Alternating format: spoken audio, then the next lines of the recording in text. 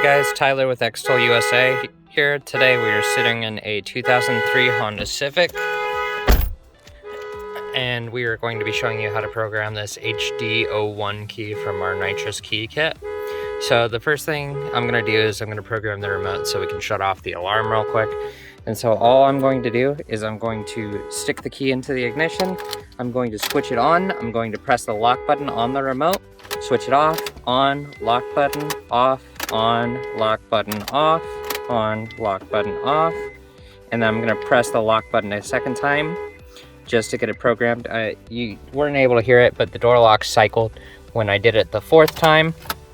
And then I pressed it again, and the door lock cycled again to confirm programming. And now, as you can hear, this remote is programmed. And just to show you, yeah. So lock and unlock working on the remote.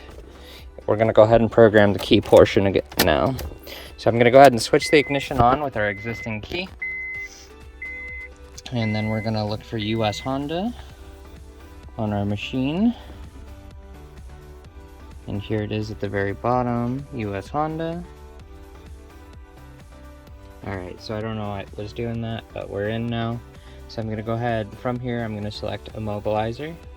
We're gonna select auto, hit OK. So switch the ignition on. We already have the ignition on, so I'm gonna go ahead and hit OK.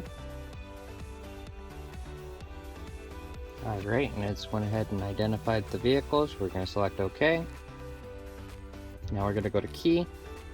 Now I don't have an existing key, so I'm going to select all keys last, but the add a key procedure is pretty much the same. The only difference is you're going to start with the original working key, and then during the process it's going to tell you to switch to the original key, or sorry, to the new key, and you're just going to switch the ignition on and off with each key a couple times. You just got to pay very close attention to which key it's telling you to do, but on the all keys last procedure, I only have the one key, so I'm only going to be cycling the one key. So we're going to go ahead and enter in how many keys we want to program. So I'm only going to be programming one, so I put one in. I'm going to hit OK. Now it's telling me switch ignition off, so I'll go ahead and do that. Switch ignition on.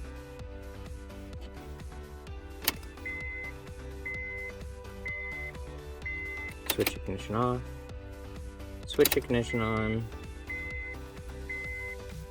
Switch the ignition off, switch the ignition on, and it says is the immobilizer indicator on. So normally there'd be a little green key light like right above the gas symbol right here. That's the immobilizer indicator. It is currently off, so we're going to select yes. That's a good thing. That means that our key is currently programmed. So it's telling me switch ignition off, switch ignition on.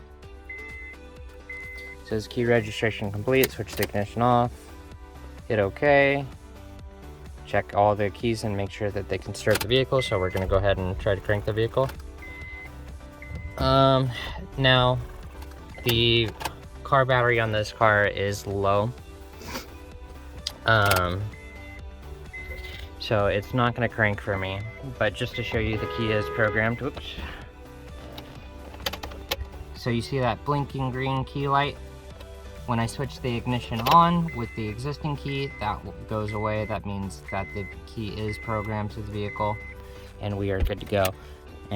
But since the battery is dead and my jump pack is too low, I can't start the vehicle to show you guys that. One more thing I just want to touch on one more time.